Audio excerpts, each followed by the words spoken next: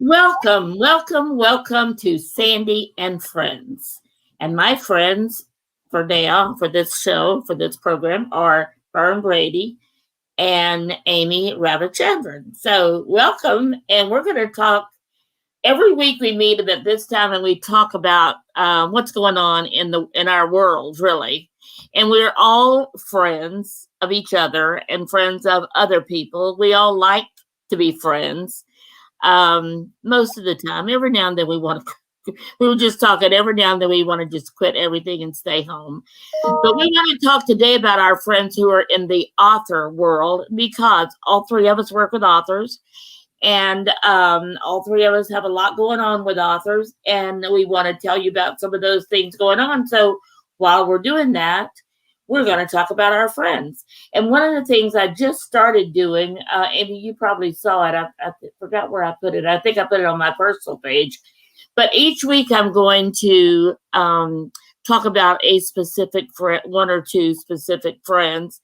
And I started with my friend Michelle Sissom, now Michelle Meir, and Melanie Duchong. They work together. So I just gave a shout out to them. That's all it is, a shout out. So all of you that are my friends, you're on the list, and I'm going to be once a week. But I didn't want to put everybody in. I wanted it to be specific about each one. So I'm really having fun with this. And if you'll see, I've been working on a logo. So thanks to Amy's help and her even telling me about this Taylor Brands, I think it is. Um, you can take a look. I've got it in there, the latest version. And if you have to scroll down a minute, because this one has the logo and then it had a place to put a quote. And so I put my favorite quote for right now in, and it's do what you love, because that's what I'm doing right now. It's what I love to do. And I love working with authors. I love um, having authors as friends. I love being able to read the books and say, I know this person. They're a friend of mine. So we're going to start off just talking about our author friends. And so Fern and I have been friends for, I don't know how long. I don't know exactly how long we've been friends, Fern, but quite a while. A long time. Yes. And I met you. Like 7 years, right? And I met you when Rita Mills introduced us, actually. And I just talked to her this week. It's the first time I've talked to her in quite a while. And she took me to one of the guild's conferences, and that's when I met you. And of course, Amy has been my friend since she was in college and lived in San Antonio. I didn't meet her till she actually moved to Houston. So I see that we have Daphne is on. Daphne Jack is a friend, she's a newer friend. I've actually we've been Facebook friends for a while, and just lately she had some of our clients on her show, and I was on her. She has something twice a year where she has authors on, and I was on that. So Daphne, good to hear from you. Thank you for joining us, and we want to be back on again. So make sure you let me know when we're doing that. So Amy, talk about some of your friends that are authors, and then Fern, because you have a publishing company, and I want you to talk about that and the guild at the same time. Okay. Well, some of my friends are your friends. No. No, but I mean, sometimes we'll have a mutual friend that's much more my friend than yours. So talk about some that because you've also done things that I was not involved in when you did the radio show, and you had your friend that did that. So just talk about your friends. Oh, okay. Well, I guess my author friend is my brother-in-law. He's like the only friend I have that's an author. I guess all the other ones are either, like business owners or, working corporate jobs and stuff. But I mean, I don't know. I consider everyone in Through the Eyes of Authors, or that, as a client of Abundantly Social, as my family, and they've all written books, whether it was, a business tip book, as their business card, or, they're an author and they write fiction, nonfiction, whatever. I don't know. I consider them all families. My mother should write a book. I mean, Your mother should write a book. She always threatens and my says mother she's should gonna write a do it. book. Yeah. So I mean, Actually, you should write a book about your mother. Oh, Because you have some great stories to tell about your mother. yeah, When like she- we could take a permanent marker and would call us over and dot our forehead with permanent marker. That's my mother. Okay. That's my mom. But no, I mean, I guess that's, I don't know. I if guess, I had 4 daughters, I can tell you, I would come up with some crazy things too, because that's the only thing that would keep you from going insane. yeah, I guess my best friends would be authors, I would say. this topic is interesting because it kind of goes into the idea of work friends. Yeah. You know, Yeah, it does. in reality, you know, the writing community, we are friends, but there are levels of friendship. Like there's, you know, for the majority of the authors in the author community, I'm their friend, but not necessarily like, oh, I'm going to go hang out with them or tell them my deepest secrets or, you know, be like that level of friend. It's more of a work friendship. It's more of a, we will help each other. We will do each other no harm. We will build each other up in our careers kind of friendship, you know. It's kind of one of those things. And then there's the ones that do bond on a more personal level, that become the people that, you know, like, I mean, you guys, before we even came on this on live, right? I was kind of venting a little bit of like, oh my God, the things that are going on right now in my life. And like, I wouldn't do that with just any other, you know, author friends. I do that with you guys because you're deeper than that. Does Yeah. that make sense? I totally agree with that. I think the author friends that I have, I mean, they're part of, you know, Through the Eyes of Authors, the community, and then, you know, Abundantly Social, Perceptive PR, they're all kind of merged. So they're all like clients, you know, that we've worked with for years or whatever. So I think it's more like a networking friendship. And so I would say it's more than just networking, but it's kind of like, you know, how can we help each other? You know, I can do all these kind of things. So in that sense, you know, as a business friendship. But then there are, you know, there's some that go deeper, like you were saying, you know, like all of us, you know, because Sandy's written a book, a chapter in a book. Fern writes books and publishes books. I'm the oddball in this conversation that has not written a chapter or a book yet. Okay, so I'm the oddball out in this conversation. But I mean, I think all levels, I think all friendship have different tiers and different levels, right? You have like your acquaintances that you say hi to on the street, yeah. And then you have your close friends, you know, that you will help out and do what you can for. And then you have like your BFFs, or like the deeper friendships, right? Where you can vent, you can share things that are going on, you invest in each other and support other avenues that they're going down. You have the heart-to-heart conversations. You know, those are the ones I consider more like family and things, you know, even though they're not like blood related.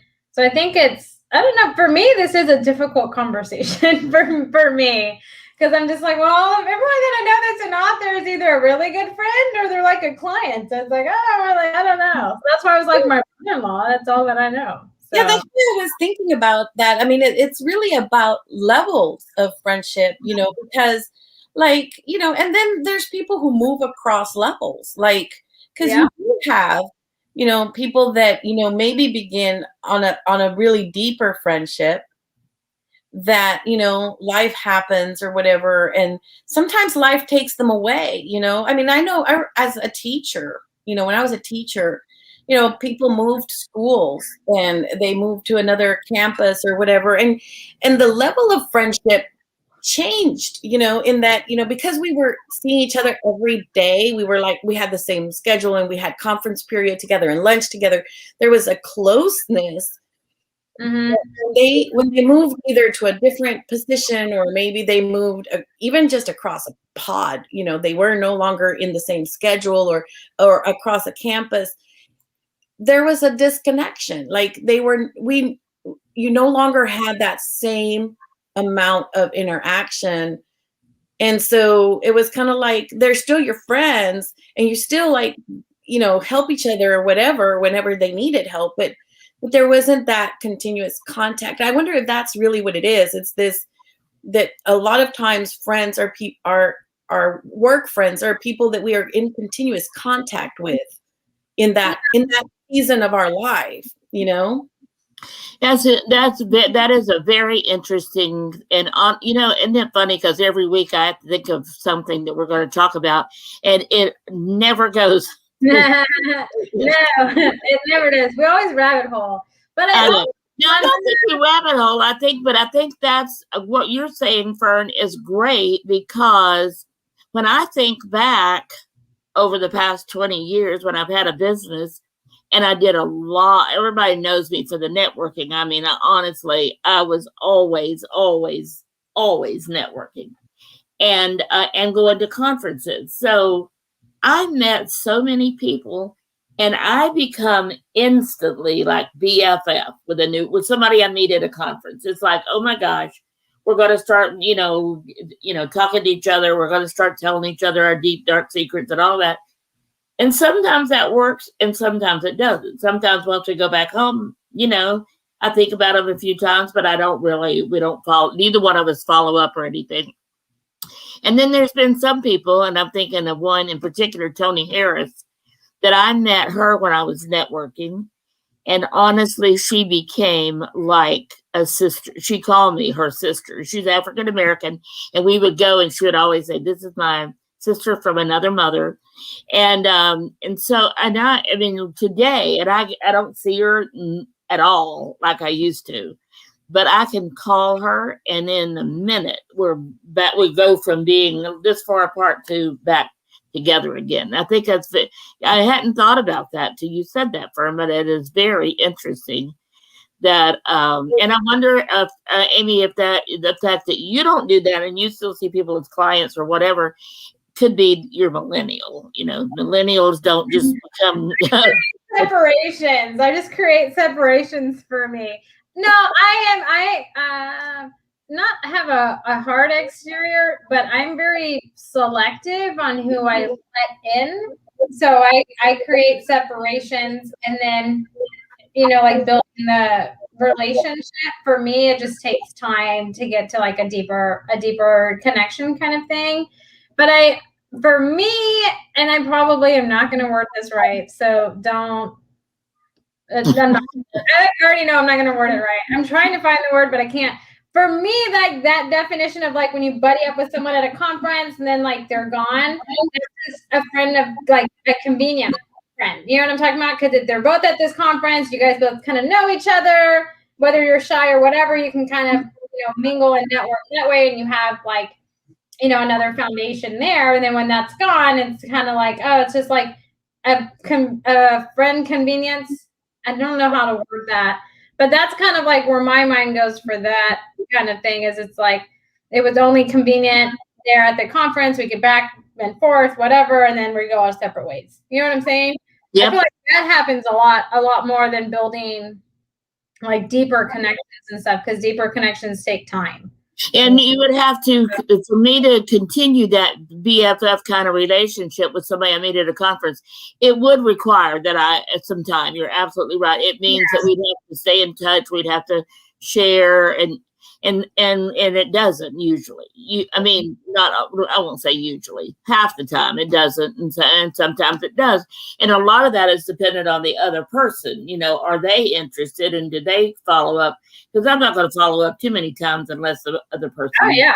Well, you also have the thing nowadays of people ghosting other people, right? And so it's like, is that worth it's not worth it. You know what I'm saying? I mean, that's because I'm a millennial. Okay, so that's the millennial thing right there. But I mean, I don't know. I feel like for me, I mean, like I said earlier, it's a hard conversation for me because I create separation. I don't know. I guess a way to visually say it is I have little pods, I guess. Oh, I think everybody has little pods. Yeah, I'm just saying, you know what I'm saying? Like I have a bunch of pods. So I have like my client ones, and then I have like my clients that are friends. And then I have, the deeper connection friends that I make. And then I have like my BFFs and then my family, right? So my family and like BFFs are really close for me. And then my clients are all the way over here. But I feel like in friendships and stuff like that, you have to have separation, because then you can stretch yourself too thin, and then I feel like it becomes not healthy. You know what I'm saying? Like then it doesn't. You can't give to like being a friend and stuff, especially if it's someone that is emotionally really needy or whatever. Because we all have that. Okay, I can be emotionally needy sometimes. I'm just gonna throw it. So it's like it can be like that, but you can stretch yourself really thin if you give them all equal amounts of you, and that can be emotionally draining as a friend. And so you have to create separation from it. I mean, from like business, from BFFs and family and stuff, because they're all going to get a different amount of your attention, but your emotion, mentally, whatever, they're going to each get different amounts. So I feel like you have to do that to maintain like healthy boundaries and stuff like that. I mean, but that could be my millennial talking. I mean, we create boundaries within boundaries, right? So that's just how we do. We put walls and walls up. So well, and having healthy boundaries, I think, is good. I think that is good, and I think you're much better at doing healthy boundaries that I don't even know what the word boundary means most of the time. So I have no boundaries. You know it. You do. And you have your boundaries too, Sandy. And because I've seen you go through, relationships where at first it was, somebody that you felt like was, okay, really close and possibly a really worthwhile kind of person to keep. But then you found some stuff and you're like, oh, okay, let's separate. So, I mean, I think we all do that, I do. I'm I'm not as good about it as some people are, but eventually I will, like back off. Yeah, because you can also, like, I think what Amy was saying about the emotional drainage is critical. I mean, there's a point at which in certain relationships you might be like, okay, this is something that is going to just take too much. It's going to take too much of me to try to manage this and keep this going. And maybe it's better to just step away and put this in a different spot in your life. It's not like you're going to, totally separate, but maybe just, okay, this is where you really belong. Maybe we don't belong closer, but then there's relationships that are interesting in that, like I was thinking about Andrea Sanchez, she and I met as teachers. And then our lives diverged. She went off and did a lot of different things as director of public relations for different organizations and stuff that she did. And I, went off and did other things. And then life sort of brought her back into my life. We kind of got back together at a moment in which, the Guild needed somebody to take it on. And then she did, and it was very interesting to me how, when she really needed to take a step back from the Guild, life had positioned us in such a place that I could take. No, that was amazing. I think that was just perfect the way that worked. Yeah. Yeah. And so I think there's people in your life that do that, that sort of, they're there and sort of you connect and you're still connected. Cause like, I know when I go and have lunch with her, it doesn't happen often. But it's like we never stopped. Yep. And that's exactly the way my relationship with Toni Harris is, because she and I rarely do anything together anymore. And we used to go to conferences together and do all kind of stuff together. But we don't anymore. She went her direction. When I started working just with authors, that left her out because she's a business owner and she had worked with me in the past. So she started a whole networking group and she got married, and that always, changes things a little bit. So our relationship today is nothing like what it was 5 years ago. And yet when I wanted her to speak on a Monday night, I was talked to Amy about it. And then she did a book, one of the books where people, write their own chapter. And she called me to help her with the book. I called her to come speak. And it's like, yeah, amazing. It's amazing the way things just fall back into where they were. And then she's gone again and I'm gone again, so it's very interesting how that all works. Yeah. And it's kind of cool. I mean, when you're talking about like friends that are work related, I think that's the ebb and flow of it. Mm-hmm.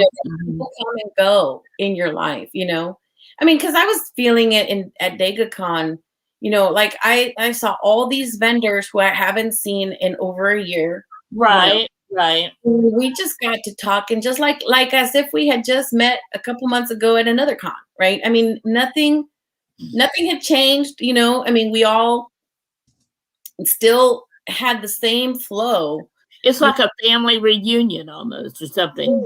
Yeah, it really is. And I think that's kind of what this kind of area of friendship is, because friendship is tied to the work that we're all doing, and we're all helping each other, and we're all working together. And even though we may not necessarily be always in the same space, when we need each other, or when we have something new that we can call upon, we can reach out to those people and say, hey, and let's do this. And I think it's an interesting level of friendship. I think so too. And as you're talking, I'm like, where else do we meet friends? Now we have family. Amy's brother-in-law just graduated, and they had that this week, and she's a friend of his, and he's written a book now. So, they have more than one area to be friends. But other than family and people you meet and networking and stuff, where do you meet friends? Well, you're meeting friends now at the place where you do shuffleboard. Oh yes, See, that's a whole set of new friends, and that's interesting because, like, for example, like, we text each other, right? Different ones we text each other, and but like, we're not necessarily going to go hang out, like, just have a lunch or something. But you may, at some point, you may decide to do that. Yeah, there may be some that kind of take that level, level. Yeah. But like the other day, I was having dinner with Minot, who, she and I are really great friends. And, one of my shuffleboard teammates, Angela, was texting me like, hey, they have this tournament tonight. And I was like, oh, well, I'm catching up with my friend, So we invite each other to stuff, and because it's a common interest. I think common interests is where we make friendships. Yeah, I think so too. Yeah. Which is reason we have so many author friends, because that is a common interest. Yeah. And like, I still have my teacher friends that I hang out with on Facebook. We tag each other, we talk to each other, the other day I reached out to one of them because her hubby was having a situation with cancer, and I just wanted to see how she was doing and how he was doing, And it's like, life took us in different directions, but we're still there, Oh, swing dancing. Yeah, that's a great place to meet friends, Araceli. Hi, Araceli. Great to meet you. And I do need to get with you, Araceli, on those coloring sheets too. I am very interested. So, but that church is a great place to meet friends. And I was thinking while you were talking a minute ago, Fern, because I spent 20-something years as a pastor's wife. That's where I first got good at introducing myself and meeting people and getting to know them fairly quickly, because that was what I did. Somebody came to church that was new, I would always be the one to go over and welcome them, and I'd always talk to them and ask them, where they're from and all this kind of stuff. So that when I actually moved to Texas, got a divorce, moved to Texas, and I went to a party. My sister was having a party at her house, and my sister had always been the more social, and I had been not shy. I was never an introvert or anything, but I was not outgoing all the time because I had 4 kids, and I, was always doing that. But I went to this party at my sister's house, and I went around, and so many of them I didn't know. I mean, it was her friends. So I would go up and introduce myself and say, who I was. And so when it was over, she said, I have never seen you do that before. I'm like, what? She goes, you met everybody. I've never seen you so outgoing and so social. I'm like, I've had 20-something years of practice. So it just felt natural to me to do that. And I have to say that a lot of the things I learned from being a pastor's wife really were things that were, as far as, especially as far as friends and people stuff, it really helped me with my relationships and developing relationships. So church groups is a great place. If that's your thing, it's a great place to meet friends. But school, college, all of that. So yeah, Araceli put down. Do you guys And she's a very outgoing person, so I bet Araceli had some friends from most of those places. do you guys still have like friends from like high school? Like, did you guys keep friendships from high school? I don't, because I moved. I moved from Florida and got married and moved to Tennessee and then Maryland. But my husband, his kidney donor was a high school friend and someone he has stayed friends with since high school. And he at least once a week, sometimes twice a week, I hear him on the phone in there, and I always know when he's talking to Jean because I'm like, okay, he's talking to Jean. So he has definitely stayed friends with him all these years. I think that's very interesting. So, Yeah, but he still lives here too. So, he still lives close to. How about you, Amy? I have one that used to be my neighbor when I was little.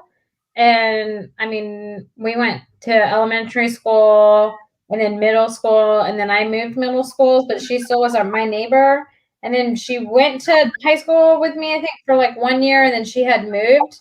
But I mean, we still keep in contact and everything today. So that would be like my oldest friend. But as far as like people from high school, no. They're all, in my eyes, they're all hot messes. So I'm like, no. Yeah. But I mean, I think nowadays that is becoming like a rare thing to have friends from when you were little and stuff.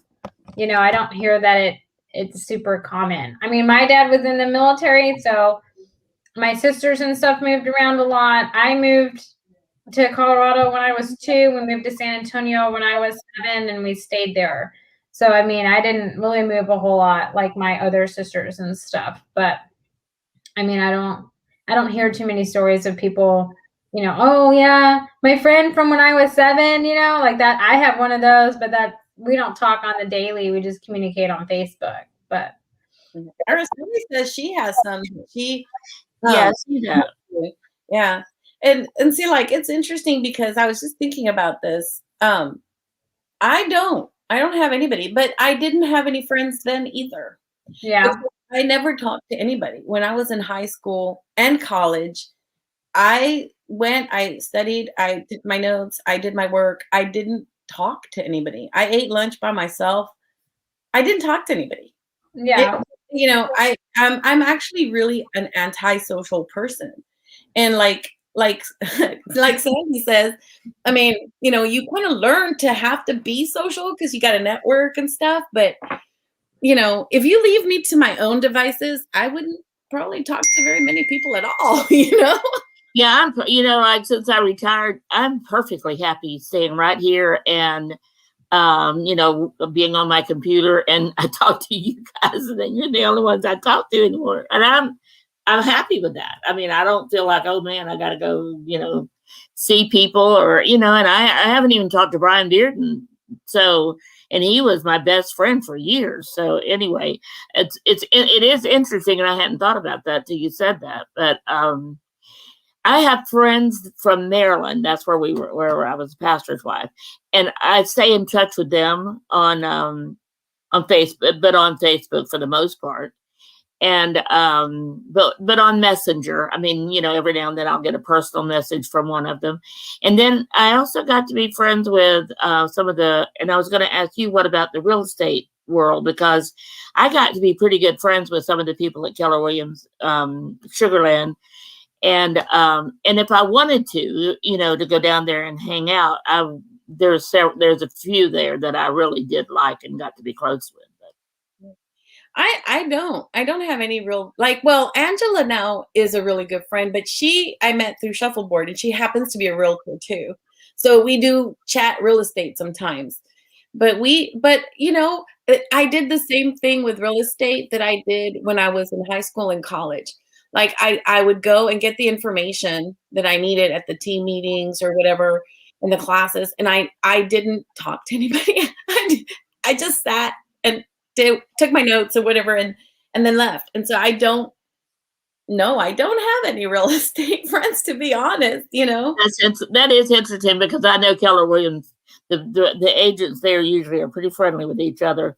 Yeah, and they are okay, so like Karina would be a friend in the sense that she's our receptionist, so I always was chatting with her. When I arrived, I would chat with her, but like in the sense of like, someone that I would text randomly, like, how you been, or go to a quick lunch with or coffee. I honestly don't. I mean, well, I lie, because Michelle Garcia, who is the lady at the title company that we really work with a lot, she and I have become really good friends. We do have a little bit closer friendship, but it's very rare for me to actually have. Well, that's time consuming, to go out to lunch with people and to do different things that friends do when they get together. And if you're going to keep up with everything that you're involved in, and Amy, especially Amy with 2 little kids, I mean, it's really challenging to keep up with being a friend and having taking care of family, and especially when you have extended family like we all do.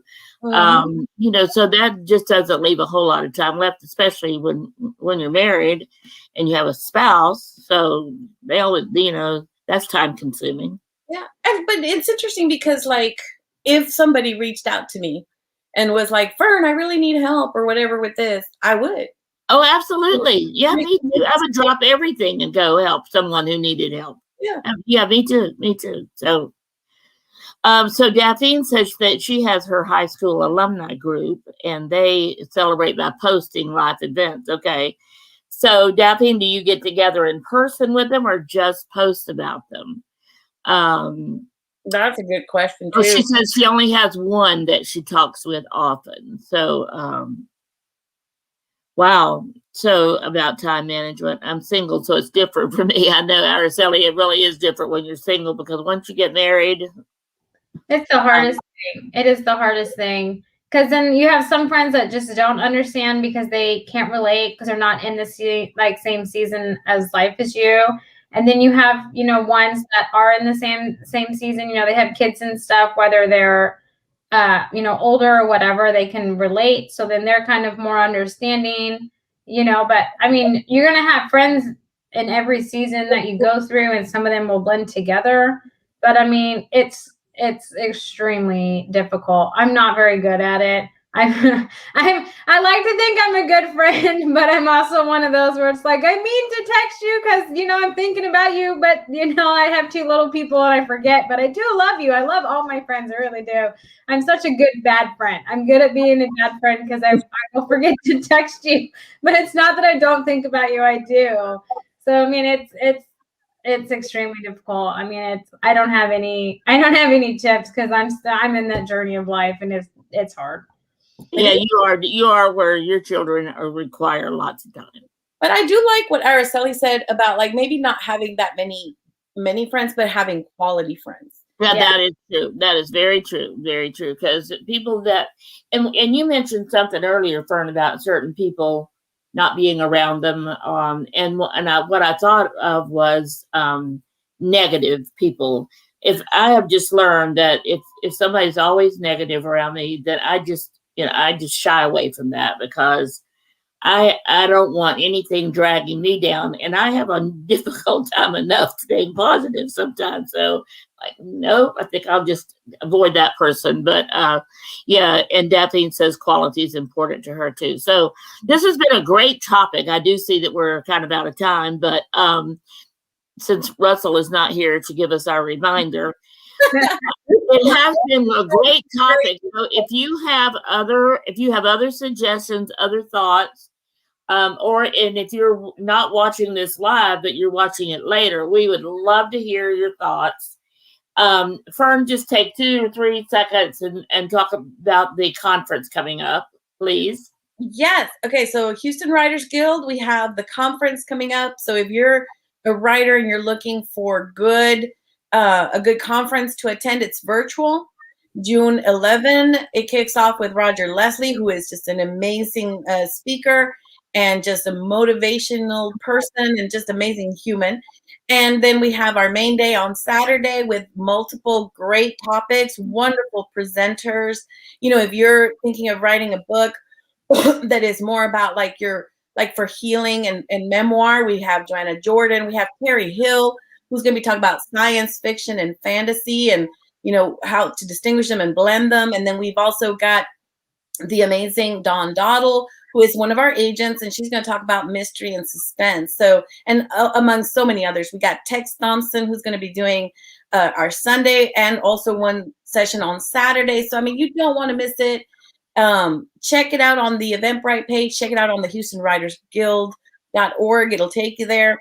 You don't want to miss it if you're a writer. Yeah, you have to click. One of the things you have to do, and I found it out this week because I was looking for some information. If you click on the register, it'll take you to the Eventbrite page, and there's all the information about all the agents and all the speakers and everything. But if you don't click on the register, you may not see all the speakers, and you may not see all the stuff's going on. So make sure you do that so you can see the Eventbrite. We didn't want to clutter the page. We just highlighted our keynote. No, it works perfect. It works perfect. So, so we'll post a link here in the comments. Amy, the book box. Give a couple of minutes on that, and then we'll close this out. Oh, okay. I was looking up the link. So Book Lovers Delight is our book box. It launches on June 1st. So if you're wanting to kind of see what you're going to get in the June box and kind of get some more information about it, it's a box that highlights indie and small press authors. So it's our way of supporting and getting more readers and stuff onto these amazing books. So that is, and just sum it up in the short amount of time that I have, that's what Book Lovers Delight is. I'll drop the link down below. I'm going to post the Houston Writers Guild Conference Ready, Set, Pitch. That link is coming up. I'm fixing to post it right now. So just check the comments for links to these events and the book box because they're all going to be there. And we are live not only on the my Facebook page, my personal page, and my Sandy and Friends. We're also on YouTube and LinkedIn. And one of the things I put in one of the comments I did, we're looking to get 100 subscribers to YouTube channel, so we get to name it and not have the link with all the numbers and stuff. So anyone, if you go and you subscribe to it, then everybody that subscribes and tells somebody else and helps us get to 100, your name will go into a drawing for a year-long Book Lovers Delight subscription, and that's one of the things I'm going to be giving. So I'd love to give it to you. So just go to YouTube, put in Sandy and Friends, and you'll find us there. So, and I'll put the link in the comments as well. Have a great have a great weekend. Ferg, we got the social tomorrow at 10. Yep, at 10. And it is tomorrow. I know I tried to make today Saturday. Friday. It is tomorrow morning at 10 a.m. And if you, and can we put the link in no, this is for members, right? Or is it for members and anybody, any authors who come join, please do. I think it's on our Facebook page. So you can click it from there, and we can definitely put the link in here too. So if you want to, okay, so this is a lot of fun. It's about 15 to 20 authors and just talking about projects and what's going on and what your thoughts are. So it's a great opportunity. So Daphne, you need to join us sometimes. Well, Daphne does. She's on there quite a bit. So anybody else wants to join, we'll put the link in. Have a great weekend, and I will see you guys Monday morning on Author Talk. Yep.